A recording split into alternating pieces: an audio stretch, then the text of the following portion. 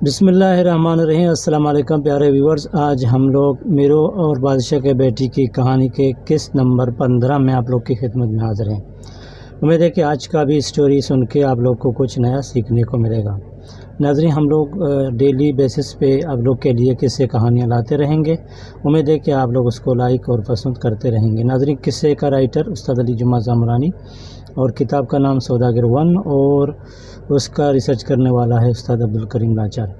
ناظرین، میرو جب نیا دن کے شروعات ہوتا ہے تو اس کے دل میں نئے انداز اور نئے خیالات جنم لیتے ہیں، اور اس خیالوں کے ساتھ وہ اپنے دن کا گزارا کرتے ہوئے رات کے انتظار میں ہوتا ہے کہ کبھی رات ہو جائیں اور ہم اپنے حور اور گلمار سے ملیں اور اس کے ساتھ اچھی کہانی کو شیئر کریں۔ ناظرین، جب اس کی بیوی جب نیند سے صبح اٹھتی ہے تو اس کا بھی یہی فکر اور گمان ہوتا ہے کہ کہیں یہ رات ہو جائے اور دن چھوٹا سے گزر جائے اور ہم میرو کے سامنے بیٹھ جائیں اور قصے کہانی سنیں۔ ناظرین، دونوں اس بے چینی میں رات کا انتظار کر رہے تھے کہ ابھی ہو گیا 15واں قسط اور ہم آپ لوگ کی خدمت میں صادر ہیں اور اس کو پیش کر رہے ہیں۔ امید ہے کہ اس قصہ بھی آپ لوگ کو پسند آئے گا۔ ناظرین، جب رات ہو گیا تو میرو نے معمول کے مطابق بیٹھ کے کہانی شروع کیا۔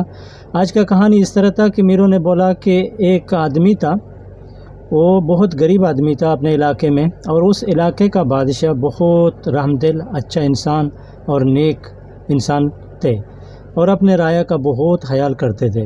ناظرین، وقت بھی ایسا چلتا رہا اور یہ غریب آدمی کا کیا روزگار اور کیا کام تھا کہ وہ جب صبح ہوتا تھا تو نیند سے اٹھتا تھا اور جنگل میں جاتا تھا لکڑیاں چننے کے لیے، کاٹنے کے لیے۔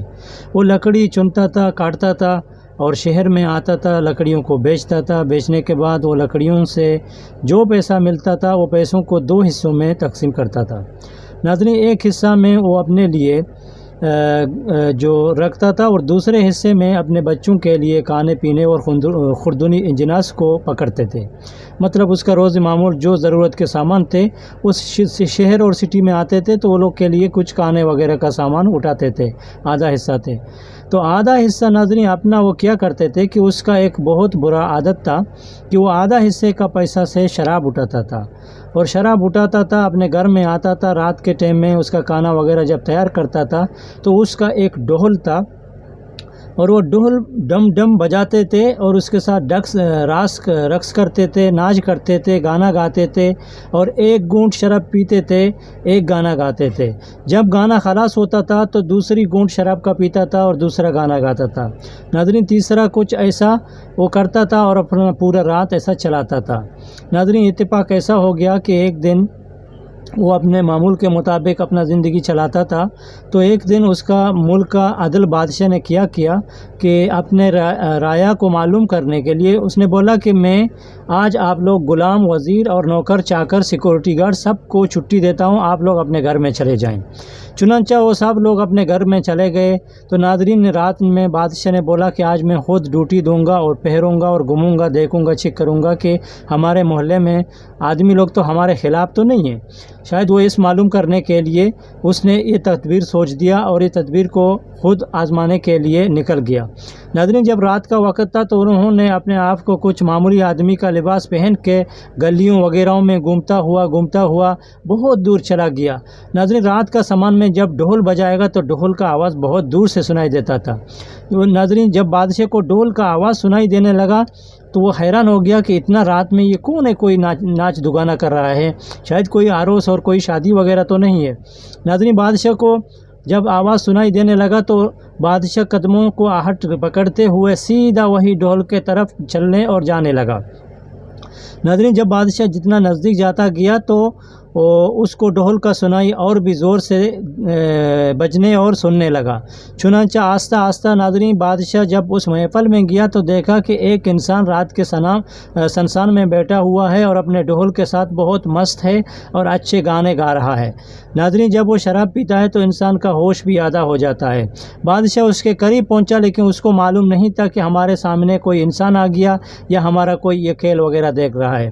ناظرین، بادشاہ نے اپنے آپ کو معمولی آدمی ظاہر کرتے ہوئے اس کے سائڈ میں بیٹھ گیا اور وہ ڈھول بجاتا گیا، شراب پیتا رہا، بجاتا گیا، ایسا تک وہ اس کا مستی کا سامان خلاص ہو گیا اور وہ اپنے ڈھول وغیرہ بند کرنے لگے۔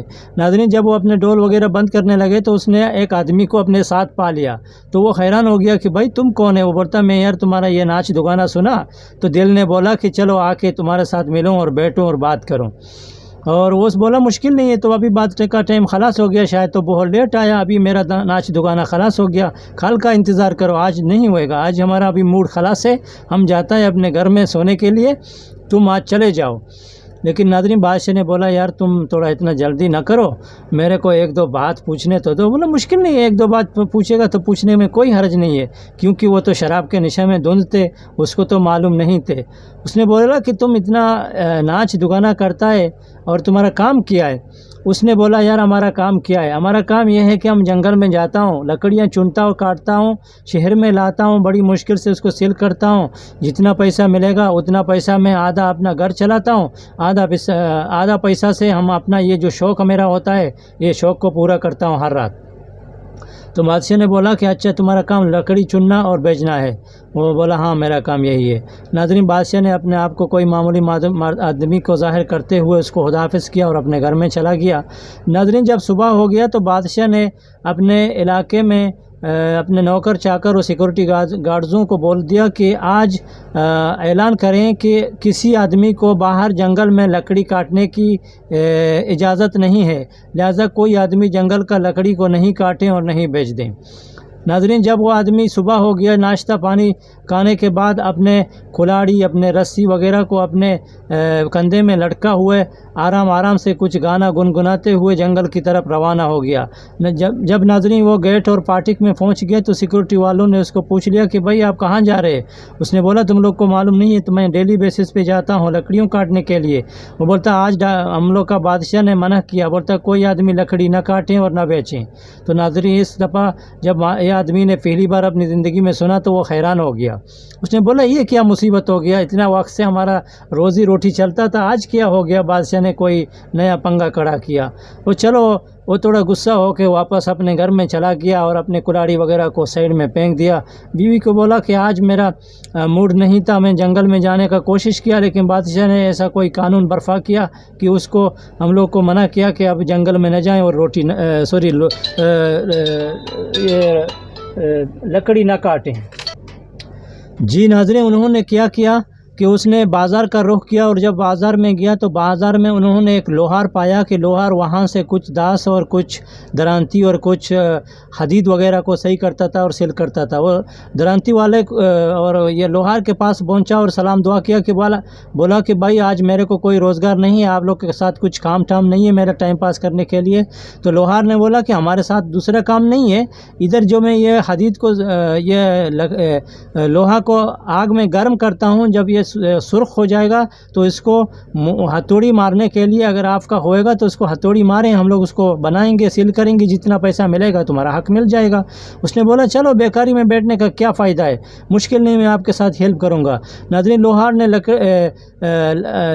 نے حدیدوں کو اور آئرن کو گرم کرتے ہوئے آگ میں پگھلایا اور اس کو بولا کہ ابھی زور سے اس کو ہتھوڑی سے مار دیں۔ اس نے زور سے ہتھوڑی مارا اور لوہار نے جلدی 3-4 کچھ ایسا سامان بنا کے اس دن میں سیل کیا۔ ناظرین اس آدمی کو اپنا پتی میں 200 روپیہ شاید مل گیا، وہ 200 روپیہ کو اپنا جیب میں ڈال کے پھر بھی آدھا ہوش ہو گیا اور بازار کا طرف چلا گیا۔ جب ناظرین بازار میں چلا گیا تو انہوں نے آدھا پیسہ سے اپنے گھر کا سودا سلپ لے لیا اور آدھا پیسہ سے اپنا روز معمول کا دارو جو تھا اس نے دارو اٹھا دیا اور گھر کا طرف چل گیا۔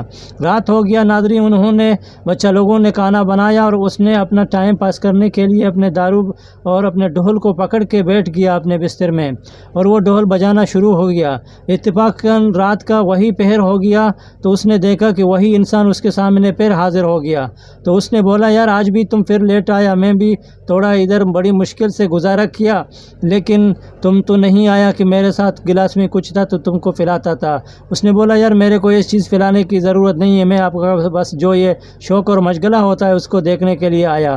تو اس نے بولا کہ چلو پانی وغیرہ تو پی لیں. اس نے پانی پیا اور تھوڑا بیٹھا, دونوں نے اس کو ڈھول کا رقص اور ناچ دیکھا. اس کے بعد انہوں نے تھوڑا دکھ بھری کہانی سنایا کہ یار کیا ہمارا علاقے کا بادشاہ کتنا پاگل انسان ہے, کتنا وقت سے ہم لوگ اس میں لکڑی وغیرہ چن کے بیچتا تھا تو اس نے ہمارا روزی روٹی کو بھی بند کیا.